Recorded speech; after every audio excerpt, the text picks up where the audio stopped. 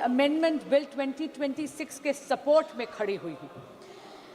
अध्यक्ष जी, ये एक ट्रांसफॉर्मेटिव अमेंडमेंट है।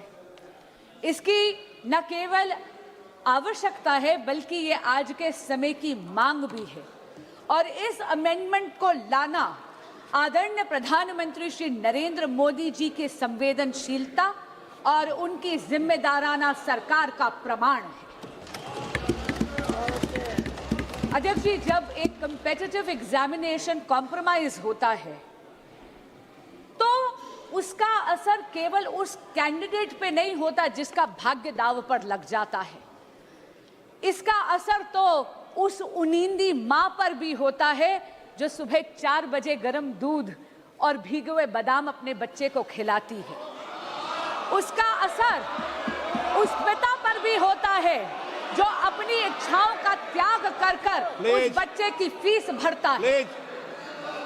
स्वयं प्रधानमंत्री श्री नरेंद्र मोदी जी ने कहा है कि पेपर लीक एक घोर अपराध है। और इसीलिए मैं यहां कहना चाहूंगी और इस सदन को आश्वासन देना चाहूंगी कि आदरणीय प्रधानमंत्री श्री नरेंद्र मोदी जी के लिए पेपर लीक को घोर पाप कहना केवल एक बयान नहीं है, ये उनकी सरकार की नीयत है। इसीलिए ये अमेंडमेंट आज यहां पर लाया गया। Speaker sir, a law is a living instrument. It needs to evolve with the challenges that it faces. And in a democracy as complex as ours, in a democracy as large as ours, an examination is definitely the truest, most meritocratic ritual. Because this is one ritual where under the same clock, the son of a laborer and the daughter of a CEO sit down, answer the same set of questions and get judged by the same yardstick. When such a ritual, such an examination is compromised, what gets diluted is a very holy covenant. A covenant that binds the most striving children of India. A quiet promise that in India, effort and merit alone shall prevail. अध्यक्ष जी, आज परीक्षा mafia संगठित हो गया है, cross state criminal network बन गया है। और ये बिल, ये जो संशोधन आज लाया गया है, ये ज्यूरिसडिक्शन की उलझन को सुलझाता है, उसको समाप्त ही कर देता है। क्योंकि इस बिल में ये प्रावधान है कि केंद्र सरकार एक स्पेशल टास्क फोर्स का गठन कर सकती है इन्वेस्टिगेशन के लिए। और एक बार जांच शुरू हुई तो घड़ी की गिनती चलने चलती है न्याय के पक्ष में। क्यों? क्योंकि ये बिल ये प्रावधान भी देता है कि हर स्टेट और हर यूनियन टेरिटरी में एक स्पेशल फास्ट ट्रैक कोर्ट का गठन हो। यही नहीं, इन्वेस्टिगेशन एजेंसीज को ये बिल ये कहता है कि आपको मात्र 2 महीने के अंदर अंदर पूरी की पूरी प्रक्रिया समाप्त करनी है। और जो फास्ट ट्रैक कोर्ट है उसको पूरा का पूरा ट्रायल 3 महीने के भीतर भीतर खत्म कर कर अपना फैसला देना है। डे टू डे ट्रायल के साथ साथ ये भी प्रावधान इस संशोधन में दिया गया है कि स्पेशल पब्लिक प्रोसिक्यूटर्स अपॉइंट करे जाएंगे। उनका एकमात्र काम होगा केवल और केवल इस प्रकार के मुकदमों की पैरवी करना और किसी भी प्रकार की अननेसेसरी एडजर्नमेंट कोर्ट नहीं देगा। अगर किसी भी प्रकार की एडजर्नमेंट कोई भी पक्ष अगर लेगा तो उसके रीजंस जज राइटिंग में नोट कर कर देगा। और अगर किसी मुजरिम को ये लगता है कि अरे अपील कर कर वहां पर अपील का टाइम लंबा खींच लूंगा, तो अध्यक्ष जी, मैं ये कहना चाहूंगी कि उसका भी ये उम्मीद पूरी तरह समाप्त करता ही ये संशोधन। क्योंकि ये संशोधन ये कहता है कि appeal directly division bench of high court को जाएगी, यानी कि जहां पर 2 जजेस न्यायपीठ पर बैठे हुए हैं। और अपील भी मात्र 3 महीने के अंदर अंदर समाप्त कर कर उसका फैसला सुनाया जाएगा। अध्यक्ष जी, मैं स्वयं एक वकील हूं। हमें हमेशा एक लीगल मैक्सिम सिखाया गया, justice delayed is justice denied. यही आत्मा बन गया है इस संशोधन का, और इसके लिए मैं आदरणीय प्रधानमंत्री श्री नरेंद्र मोदी और एनडीए की सरकार को बधाई देती हूं। स्पीड के साथ साथ यह संशोधन सजा को भी और कठोर करता है। आप ये देखिए कि अगर साधारण अपराधी है तो उसको 10 लाख नहीं 50 लाख का जुर्माना देना पड़ेगा अब, और उसकी सजा भी 3 से 5 वर्ष की बजाय 5 से 10 साल तक बढ़ा दी गई है। अगर कोई सर्विस प्रोवाइडर इसमें जुर्म करता है तो उसका जुर्माना बढ़ाकर 5 करोड़ रुपए कर दिया गया है और 8 साल के लिए उसको डीबार कर दिया जाएगा। और यही नहीं, अगर कोई क्रिमिनल ऑर्गेनाइजेशन इसमें है, कोई संगठित अपराध इसमें अगर पाया जाता है तो मिनिमम फाइन 10 करोड़ रुपए कर दिया गया है और जेल का टर्म 7 से 10 वर्ष कर दिया गया है। And therefore, Speaker, sir, this amendment protects merit, it preserves fairness and safeguards the dreams of India's youth.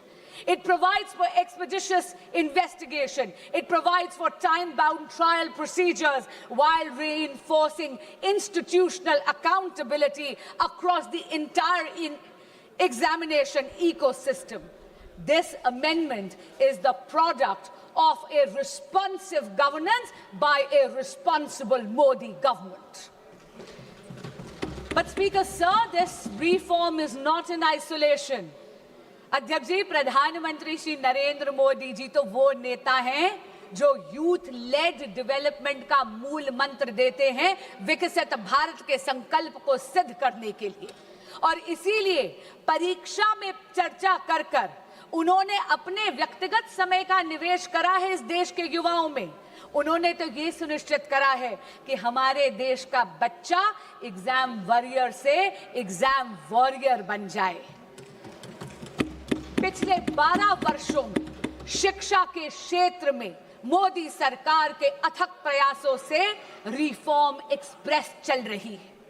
आप देखिए 12 सालों में अध्यक्ष जी, medical colleges and medical seats have doubled, दुगनी हो गई है उनकी संख्या। यही नहीं, आईआईटीज अब 16 के बजाय बढ़कर 23 हो गई हैं। आईआईएम्स 13 से बढ़कर 21 हो गई हैं।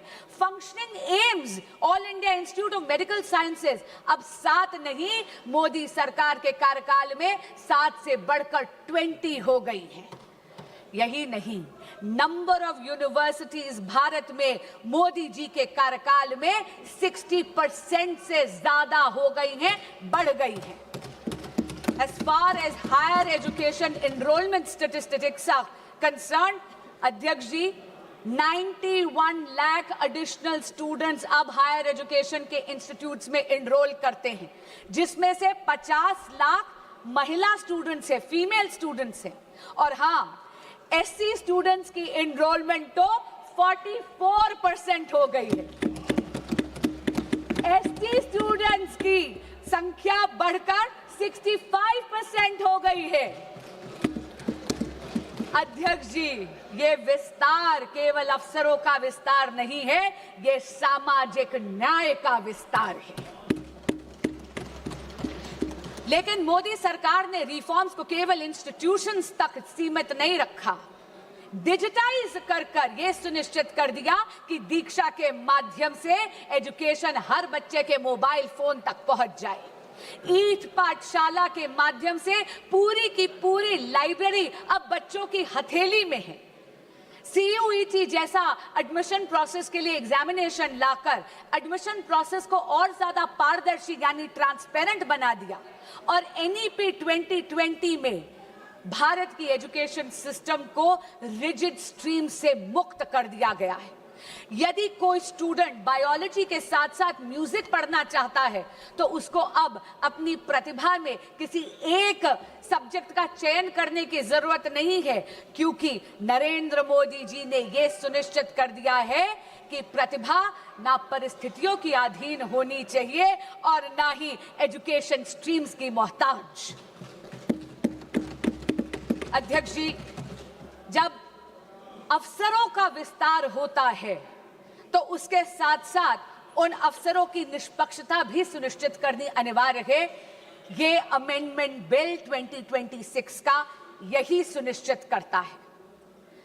अध्यक्ष जी, इस सदन में पिछले 2 वर्षों से मैंने देखा है कि बहस तथ्यों पर होनी चाहिए, बहस नैरेटिव पे नहीं होनी चाहिए, बहस प्रमाणों पर होनी चाहिए, बहस पूर्वाग्रह पर नहीं होनी चाहिए। इसीलिए मैं ये जरूर कहना चाहूंगी आपके माध्यम से विपक्ष के साथियों को, सबसे पहली बात तो बेल सरकार नहीं, इस देश का कोर्ट देता है और लोकतंत्र में judiciary is independent of the executive and the legislature.